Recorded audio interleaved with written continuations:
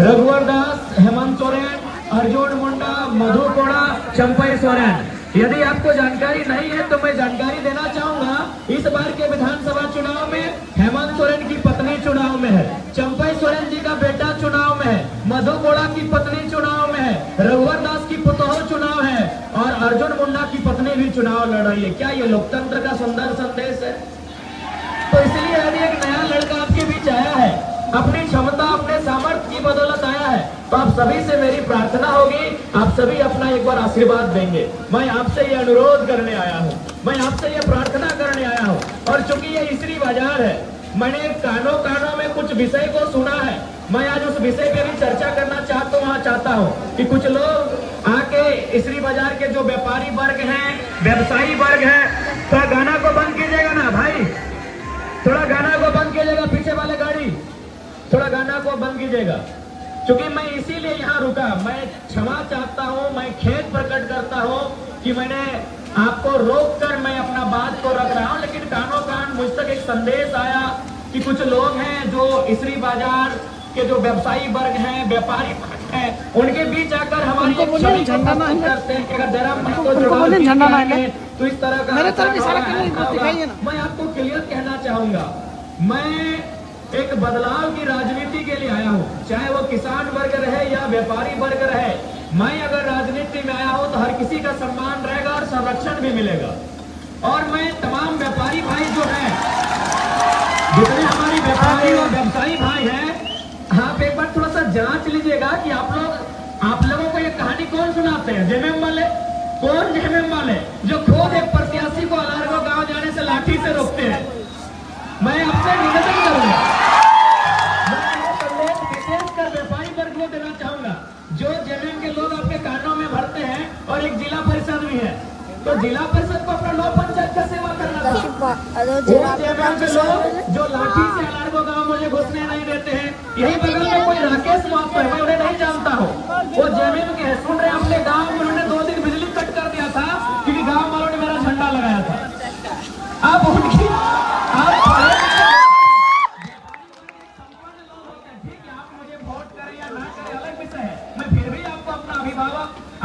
जो भी रिश्ता लगते हैं, जिस उम्र में मैं आपका सम्मान करता हूँ, लेकिन सच्चाई को थोड़ा जान लीजिए। वो जेएमएम के लोग जो राकेश महतो 2 दिन बिजली काट देते हैं, आपके बिरनी के मुखिया हमारा जहाँ झंडा लगा है उन घरों में जाके 50 किलो का चावल देते हैं कि झंडा हटा दो। एक बात बताइए, 20 वर्षों से आपने डुमरी को देखा है, बताइए किनके कार्यकर्ताओं ने दबंगई किया है? किनके कार्यकर्ताओं ने आपके सामने दबंगई किया है? मैं अभी चुनाव जीता नहीं हूँ, मैं आपको आश्वस्त करना चाहूंगा, यदि मेरे भी साथी कोई ऐसा है जिनको लेकर आपके मन में कोई शिकायत है तो आप नाम सजेशन कीजिएगा। अगर कोई गलत करता है, अगले ही दिन उसको अपने पार्टी संगठन से निष्कासित करने का काम हम करेंगे। हम बदलाव की राजनीति के लिए आए हैं। अगर कोई मेरी छवि को आपके सामने गलत प्रस्तुत कर रहा है तो एक बार उसके बारे में जानिए, ये कौन लोग हैं? ये मुख्यतः झारखंड मुक्ति मोर्चा के लोग हैं। पता कीजिए, अलारगो गांव में इतना मोटा मोटा डंडा लेके मेरा स्वागत था। बताइए कौन से भारत के संविधान में है कि एक प्रत्याशी दूसरे प्रत्याशी के गांव प्रचार के लिए नहीं जा सकता है? यही कोई पूर्व जिला परिषद राकेश महतो है, मैं जानता नहीं हूँ। सुन रहे हैं, मधगोपाली गाँव के लोगों को उन्होंने 2 दिन बिजली ही कट कर दिया था। मधगोपाली की घुटवाली है, 2 दिन उन्होंने बिजली ही काट दिया था। बताइए, आपको गलत लड़के के प्रति डर दिखाया जा रहा है, असली डर किनके सामने आपसे छुपा नहीं है, कौन लोग क्या कर रहे हैं छुपा नहीं है। ऐसे अनगिनत किस्से हैं, जब से मैं डुमरी का चुनाव लड़ रहा हूं ना, ऐसे अनगिनत किस्से हैं जब हमारे कार्यकर्ताओं को रोका जाता है, हमारे कार्यकर्ताओं को धमकी दिया जाता है कि हम सरकार में हैं, केस कर देंगे, मुकदमा कर देंगे, बहुत सारे प्रताड़ना दी जाती है। तो ये आपसे छुपा नहीं है, लेकिन मैं आपसे यही विनती करूंगा, विशेषकर व्यापारी वर्ग से, व्यवसायी वर्ग से, आप लोग बहुत शिक्षित लोग हैं, आपकी सोच राजनीति को लेकर बाकी की तुलना काफी उच्च कोटि की है, इसलिए आप अपना मत देने से पहले एक बार थोड़ा सा जान लीजिएगा, जो लोग आके आपको गलत पाठ पढ़ा रहे हैं वो कितना दोषी है। तो इसीलिए मैं आपसे निवेदन करूंगा, हाँ ये सत्य है कि मेरा स्वभाव में एग्रेशन है, लेकिन किसके लिए ये भी आप जानिए, मेरा वो एग्रेशन उन करप्ट पदाधिकारी हो, कंपनी के मैनेजर्स हो जो मजदूरों का शोषण करते हैं। आप देखिए, भले आप व्यवसायी हैं, लेकिन आपका व्यवसाय चले, किसी कोई गांव से कोई किसान आता है, जो बड़ी मुश्किल से दिन भर में 200-300 रुपए कमाता है, अगर कोई वीडियो अगर उससे किसी काम के बदले घूस मांगेगा और मैं वहां अगर एग्रेशन दिखाता हूं तो क्या ये गलत है? आप ही बताइए। मेरा 2-3 पिछले 4-5 महीने में मेरा एक रूप आपके सामने आया है जिसको लेकर शायद आप संशय में है, तो मैं आपको बताना चाहूंगा वो घटना बाघमारा की है। ये संदेश मेरा विशेषकर इसरी बाजार के जितने भी हमारे अभिभावक तुल्य व्यापारी व्यवसायी वर्ग है उनके लिए है। बाघमारा की वो घटना दरअसल ये है कि वहां 133 वर्कर काम करते हैं। मान के चलिए आप कोई भी आपके अंडर भी बहुत सारे वर्कर से जो काम करते हैं तो उनको पेमेंट कौन करता है? आप करते हैं। मान के चलिए अग्रवाल जी की दुकान है, कपड़े की दुकान है, वहां सुनील अनिल नाम के 2 लड़के काम करते हैं, तो उनको पेमेंट कौन करेंगे? अग्रवाल जी करेंगे। लेकिन बाघमारा की घटना ये है कि वहां 133 वर्कर काम करते हैं। किसके अंडर काम करते हैं? संजय उद्योग और खेमटा 2 एजेंसी है और बीसीसीएल उसके बीसीसीएल के अधीन 2 एजेंसी काम कर रही है। और आपको जान के आश्चर्य होगा, उनको ना संजय खेमटा पेमेंट कर रही है ना बीसीसीएल पेमेंट कर रहे हैं, उनको सांसद पेमेंट कर रहे हैं। सारा पैसा सांसद को जाता है और सांसद 30,000 लेते हैं, उनको 8,000 रुपया पेमेंट करते हैं। बताइए गलत है कि नहीं? तो इसीलिए फिर कहूंगा, वोट आपका विषय है, देना या नहीं देना अलग विषय है, लेकिन मेरे बारे में जो नकारात्मक धारणा आपके मन में लोग डाल रहे हैं ये बहुत दुर्भाग्य है। मैं एक ऐसा लड़का हूँ, आज हजारों लोगों की मैं उम्मीद बन के आया हूँ। आज मैं हजारों लोगों की उम्मीद बन के आया हूँ। हाँ, थोड़ा सा एग्रेशन है, लेकिन वो केवल और केवल भ्रष्ट पदाधिकारियों के लिए है। चाहे वो बीडीओ रहे, सीओ रहे या डीसी रहे, कोई रहे, जो करप्ट करता है, जो झारखंड को लूटता है, उनके लिए हमारे व्यवहार है। बाकी अगर मेरे नाम से मेरे कार्यकर्ता भी अगर कुछ गलत करते हैं, आप उनका नाम चिन्हित करके बताइएगा, अगले दिन उनको अपने संगठन से हम डिसमिस करने का काम करेंगे, ये आपको वचन देते हैं। हाँ, मैं एक छोटी सी घटना यहाँ घटी थी और आज मैं आपको एक ताजा घटना सुना रहा हूँ। आज रांची से बेरमो और डुमरी के लिए विशेष टीम आई है। वो विशेष टीम में बहुत सारे आईएएस पदाधिकारी हैं और उनको ये बोला गया है कि आप डुमरी और बेरमो में एक काम ऐसा कीजिए कि जयराम महतो चुन के चुनाव जीत के नहीं आ पाए। सोच सकते हैं आज लोग किस प्रकार से एक साजिश कर रहे हैं। यही दिल्ली के चुनाव आयोग की टीम भी आई है। आपको भी मालूम है, हर एक विधानसभा में चुनाव आयोग 2-2 पदाधिकारी भेजते हैं, उनको शायद ऑब्जर्वर कहा जाता है। वे लोग बैठ के बात क्या कर रहे थे मालूम है कि झारखंड नहीं, पूरे इंडिया की हिस्ट्री में हम एक ऐसा चुनाव देख रहे हैं जहां नेशनल पार्टी, स्टेट लेवल की पार्टी जो 20 साल से सरकार में रही है, वो एक 29 साल के लड़के के पीछे हाथ धो के पड़ी है। अगर आशीर्वाद नहीं देंगे तो ये लड़का, आखिर मुझसे डर उनको क्यों है? सवाल ये भी है कि मुझसे उन आईएएस आईपीएस को डर क्यों है, उन सरकारों को डर क्यों है? ना, डर इसलिए कि अगर हम वहां जाएंगे तो हम वहां कोयले की बात करेंगे, बालू पत्थर की बात करेंगे, रोजगार की बात करेंगे, किसान की बात करेंगे, व्यवसाय की बात करेंगे। हम वहां जाएंगे तो हर झारखंड के मुद्दे को बहुत तार्किक ढंग से उठाएंगे। इसीलिए आज वो भयभीत है कि कुछ भी हो जाए ये लड़का नहीं आना चाहिए। मैं आपको एक लोकसभा की घटना सुनाऊंगा, नाम लेके सुना देता हूँ। चंद्र प्रकाश चौधरी और मथुरा महतो, आपको मालूम है मैं तीसरा प्रत्याशी था, वो 2 थे। इंडिया से मथुरा महतो, एनडीए से चंद्र प्रकाश चौधरी। वो निरसा में बैठ के एक दिन मीटिंग कर रहे थे। क्या मीटिंग कर रहे थे मालूम है? कि बोले कुछ हो जाए, जयराम अगर जीत के आएगा तो तुम्हारा बेटा और मेरा बेटा का कैरियर खा जाएगा। ये उनका सोच है। सोच के देखिए, चंद्र प्रकाश चौधरी और मथुरा महतो निरसा में जाके मीटिंग कर रहे हैं बंगाल बॉर्डर में, और क्या बात कर रहे हैं कि कुछ हो जाए, तुम जीतो दिक्कत नहीं है, हम भी जीते तो दिक्कत नहीं है, लेकिन अगर ये लड़का जीतेगा तो तेरा भी बेटा का कैरियर खाएगा और मेरा भी बेटा का। क्योंकि हम लोग दोनों चाहते हैं कि हमारे बाद हमारा बेटा विधायक बने। तो एक बार इस लड़के को आप साथ दीजिए, ये बदलाव के लिए आया है। हमसे भयभीत होने की आवश्यकता उनको है जो झारखंड की कोयला को लूट रहे हैं, जो झारखंड के बालू को लूट रहे हैं, जो जंगलों को, खनिजों को लूट रहे हैं, जो ईमानदारी पूर्वक, निष्ठा पूर्वक काम करने वाले लोग। आप निश्चिंत रहिए, हम आपके बीच भी गार्जियन बन के नहीं, आपका बेटा आपका रक्षक बन के खड़ा रहेंगे। ये आपको हम वचन देते हैं। अरे आप तो संपन्न लोग हैं। मैं ये बरकट्ठा की एक घटना सुना रहा हूँ। वहाँ एक बुजुर्ग आदमी, सरकारी रिटायर्ड टीचर है, वो सरकारी टीचर, ऐसा नहीं कि वो कोई आम व्यक्ति, एक सरकारी टीचर है। वो बरकट्ठा गए थे सीओ से अपना साइन करने के लिए, तो सीओ ने उनको 3 दिन घुमाया। तो चौथा दिन उस बुजुर्ग व्यक्ति ने कहा कि जयराम महतो ठीक बोलता है, घूस मांगने वाला वीडियो सीओ को उठा के टेबल में, जो कि आचार संहिता है, बूढ़े ने कहा, एक बुजुर्ग आदमी 70 साल उम्र पार हो चुकी है, उस बूढ़े ने कहा कि जयराम महतो ठीक बोलता है, घूस मांगने वाला वीडियो सीओ को उठा के टेबल में, विश्वास कीजिए जो काम 3 दिन से नहीं हुआ था, सीओ ने खुद उनको बुलाया, बोला बाबा जयराम महतो तो जवान लड़का है, ऐसा भाषण देता है तो चलेगा, बूढ़ा आदमी कहा ऐसा बोल रहे हम साइन कर देते हैं। अब आप बताइए क्या वो व्यवहार मेरा गलत है? ठीक है, हम मानते हैं, हम कभी नहीं हम एग्रेशन के लिए जाने जाते, लेकिन मेरा एग्रेशन जनता के लिए है, मेरा एग्रेशन गरीब शोषित वंचित लोगों के लिए है। इसलिए हम आपसे विनती करेंगे, विशेषकर जो व्यवसायी वर्ग हैं, व्यापारी वर्ग हैं, बिल्कुल आप मन में किसी प्रकार की नकारात्मक भ्रांति को उत्पन्न ना होने दें। मैं एक बेटा बन के सबकी सेवा करने के लाया हूं, आपसे निवेदन है एक परिवर्तन को सपोर्ट करें। आपने वोट किया है, 20 वर्षों से झारखंड जब से अलग हुआ है आपने किसी न किसी को वोट किया है, आपसे निवेदन होगा इस बार परिवर्तन के लिए वोट करें। आज देखिए बहुत सारे पत्रकार आते हैं तो क्या कहते हैं कि डुमरी फलाना पार्टी की परंपरागत सीट है, टुंडी फलाना पार्टी की परंपरागत सीट है, बगोदर फलाना पार्टी की परंपरागत सीट है। क्योंकि व्यवसायी वर्ग आप लोग पढ़े लिखे लोग हैं, बताइए लोकतांत्रिक देश में परंपरागत सुनने में ठीक लगता है? व्यवसायी वर्ग में आपसे निवेदन करूंगा, क्या लोकतांत्रिक देश में परंपरागत सुनने में ठीक लगता है? जी नहीं, लोकतांत्रिक देश में परंपरागत नहीं, परिवर्तन सुनने में ठीक लगता है। मैं परिवर्तन के लिए आया हूं, आपका आशीर्वाद मिले तो जरूर इस राज्य में परिवर्तन होगा।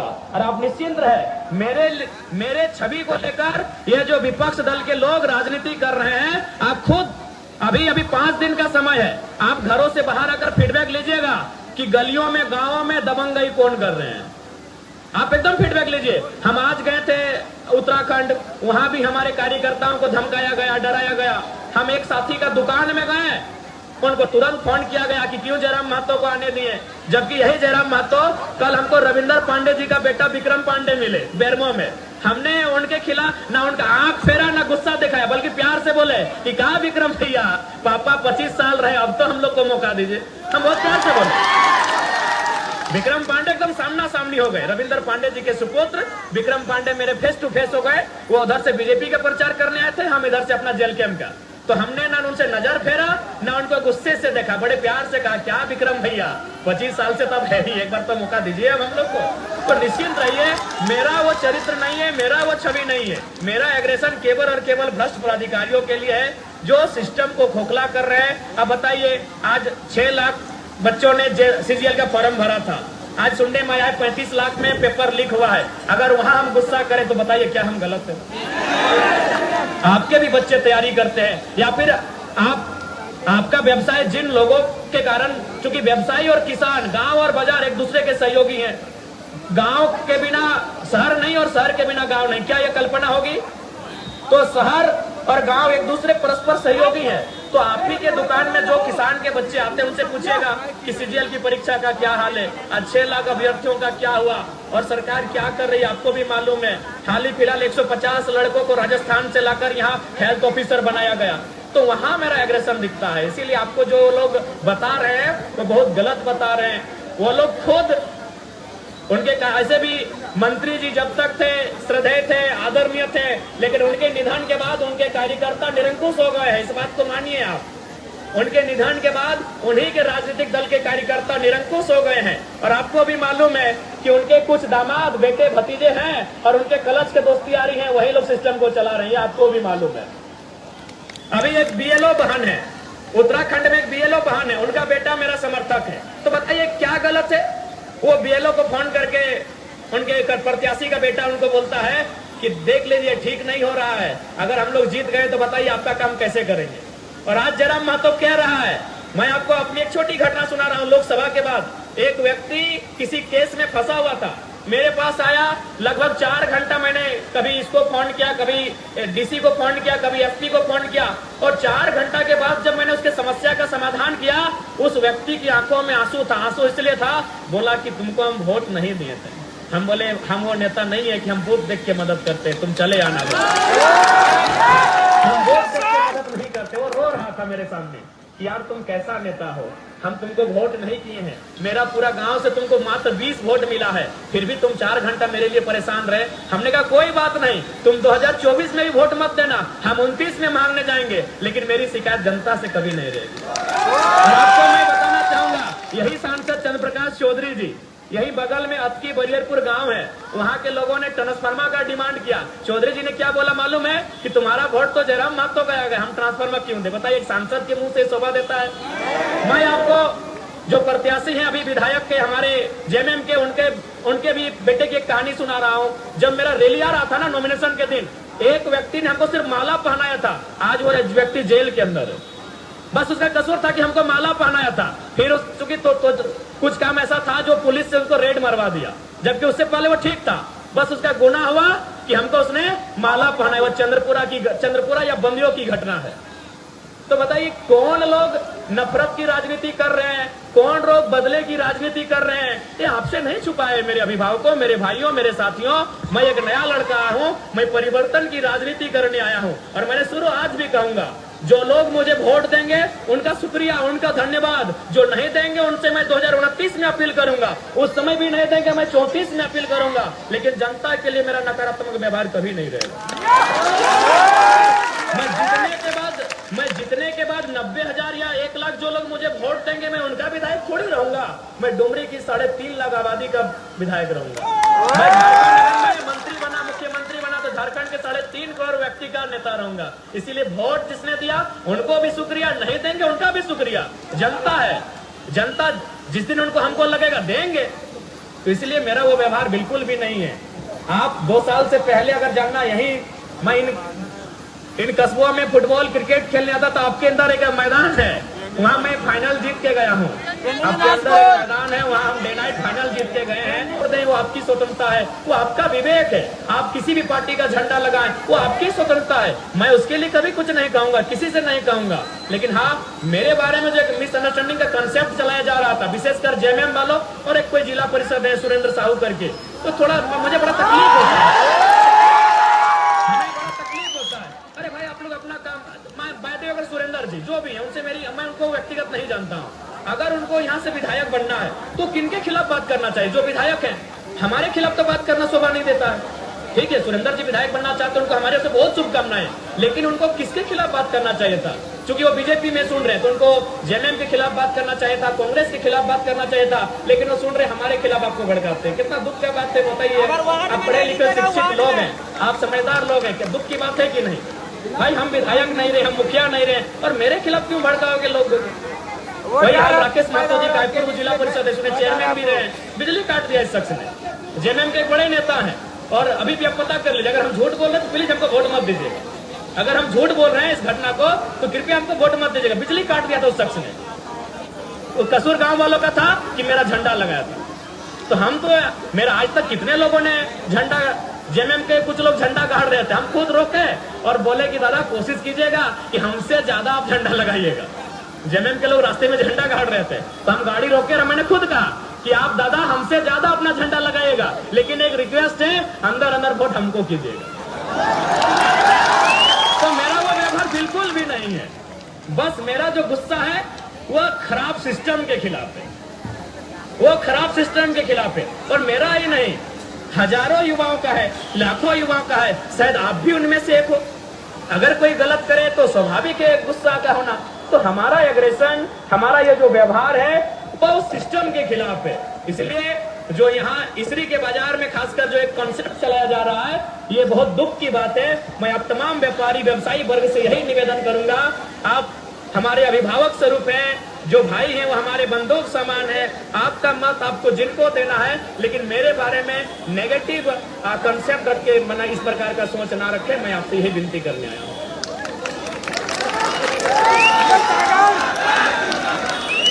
और ऐसा नहीं है जैसे कि एक कंसेप्ट ये आता है चंदा को लेकर, तो ऐसा कुछ नहीं है। हम लोग को साल में एक कार्यक्रम होता है वो करम के अवसर में, तो उसमें तो लोग स्वेच्छा से मांगते हैं। अजंता स्वीट्स ने काफी मदद किया था, उनको धन्यवाद जो भी है अजंता स्वीट्स।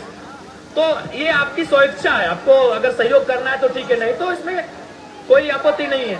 तो ये मिसअंडरस्टैंडिंग आपसे आग्रह होगी कि कृपया इस मिसअंडरस्टैंडिंग के तहत मैंने वोट को लेकर थिंकिंग ना रखें, ये हमारी आपसे प्रार्थना है। पुनः हम यही कहेंगे, वोट देना ना देना ये आपका विषय है, ये आपके वोट की स्वतंत्रता है, लेकिन जिस प्रकार से ये लोग, कुछ लोग हैं जो नेगेटिविटी को फैलाने का काम करते हैं, उनसे थोड़ा सचेत रहिएगा, यही हमारी आपसे प्रार्थना है। क्योंकि सड़क बाधित हो रही है और यातायात भी बाधित हो रही है, इसलिए थोड़ा सा समय को देखते हुए बस यही ये विशेष संदेश मेरा व्यवसायी वर्ग जो इसरी बाजार से हो, निमिया घाट के बाजार से हो, या कहीं विशेषकर इसरी बाजार और डुमरी बाजार, जहां दो नेता, एक इधर जिला परिषद साहब और एक उधर पूर्व जिला परिषद के कुछ लोग आके आपको जो कंसेप्ट बताते हैं, आप भी समझदार लोग हैं, काफी मतलब आप चेतना है राजनीति की, आप में समझ है, सूझबूझ है, आपका मत है।